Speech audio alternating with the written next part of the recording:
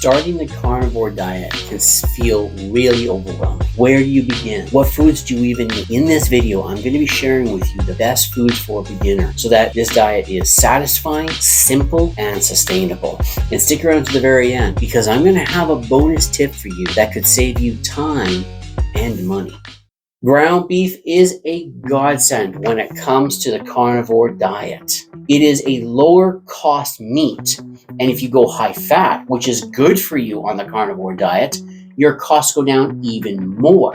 I didn't use a lot of seasoning, and you just don't need that much when it comes to eating this way. So I throw on a little salt, I make patties, fry that up, or if I'm particularly lazy, I'll just do a scrambled ground beef. Again, just salt, lard, fry it up. Easy to eat, easy to make. And then because of this type of cooking, one frying pan, one plate, cutlery, utensils, easy cleanup. I absolutely love eggs. Thank you, God, for eggs. Okay, not everybody loves them as much as I do, but I do really enjoy them. And if you have egg sensitivities, skip eggs. Don't even bother.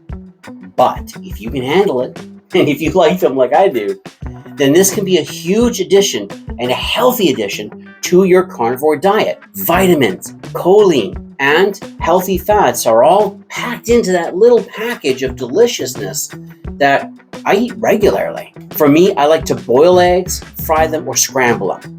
When I'm doing a boiled egg, I like to have a soft yolk, so I cook them so that they get that.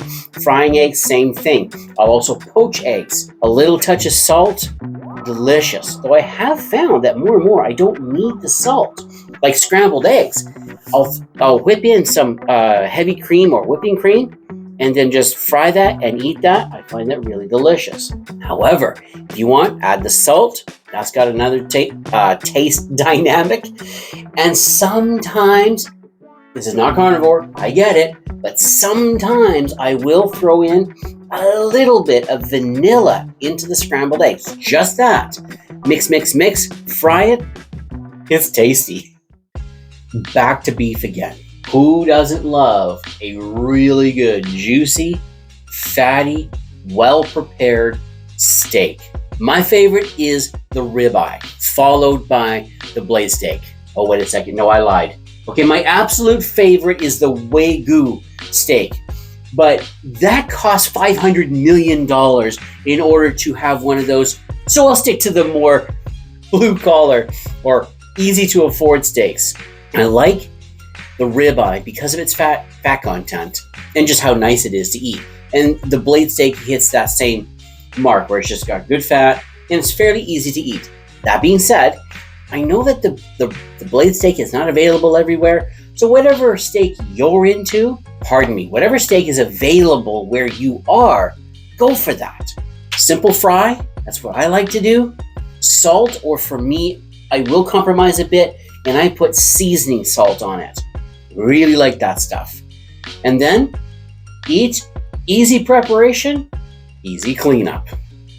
Seafood, fish can be a massive asset to the carnivore when they first start this diet.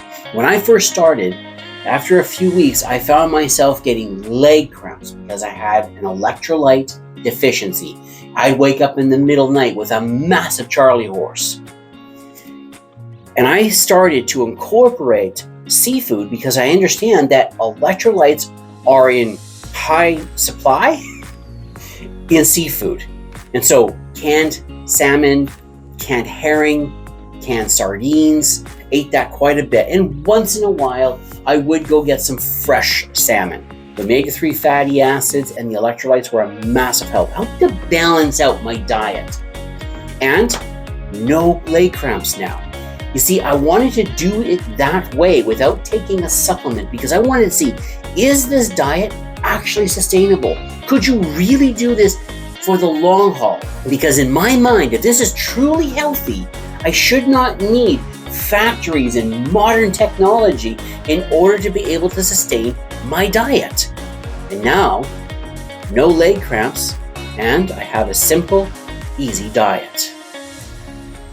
Organ meat is really valuable when you're on the carnivore diet. Now, for me personally, I don't touch this stuff. I've never liked organ meat, at least specifically liver. And liver is really nutritious with vitamin A and iron that's actually bioavailable for your body to absorb. So if you like the taste, or if you need to hide the taste, putting it in a bit of ground beef and flavoring that ground beef up so you can get that into your system is a really great way to go. And as I discovered, a lot of times organ meat is not all that expensive. So you can do it that way, and you can avoid again having to take supplements. Supplements get really expensive really fast. And so I do the fish, I do the organ meats. Well, I recommend the organ meats in moderation to get the vitamins that we need. And there is my extra tip. Avoiding the supplementation, because that is more money. Well, I should put it this way. That is more money coming out of your wallet, trying to sustain your diet. You take a look at the standard American diet, vegetarian or vegan, you have to supplement in order to keep your vitamins up, to keep your trace elements up, to keep the nutrition up. But on the carnivore diet, supplementation, I have found, is simply not necessary. Though some people do get into supplementation for a time because early on there are challenges and they don't like seafood and they don't like organ food or organs. And so they will buy supplements for a time to be able to just get through those rough patches at the beginning of the diet when your body is transitioning. If you can do the seafood, if you can do the organ meat, do that. And now all of a sudden you're not spending tons of extra money for yet another diet. So there you have it.